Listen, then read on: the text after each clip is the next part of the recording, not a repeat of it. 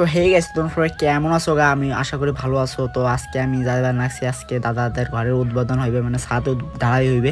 তো ওখানে এখন যাইবার নাচছি তাড়াতাড়ি করে, মানে বলে ছাদ ঢালাই করার যন্ত্রপাতি নিয়ে মিস্ত্রিরা চলে আইছে গা। তারপরে এখন আমরা দাদাদের ঘরে ছাদের উপরেও চলে আইছে গা।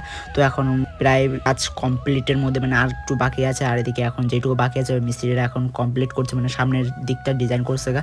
তারপরে এদিকে যারা ছাদ ঢালাই করবে ওকে যন্ত্রপাতি ওদিকে সেট টেট করা কমপ্লিট, ওরা এখন খেতেই গেছে গা। তারপরে মিস্ত্রিরা খেয়ে এসে এদিকে কাজ চালু করে দেবে। তারপরে মিস্ত্রিরা খেয়ে এসে এদিকে কাজ চালু করে দিয়েছে। এদিকে জানেট না কি বলে এই মেশিনটাকে, নাম জানি না। এই মেশিন স্টার্ট করে দিয়েছে, মানে যেটা দিয়ে মশলা মাখায় ওই মেশিন দিয়ে এখন উপরের দিকে উঠছে মশলা টশলা নিয়ে।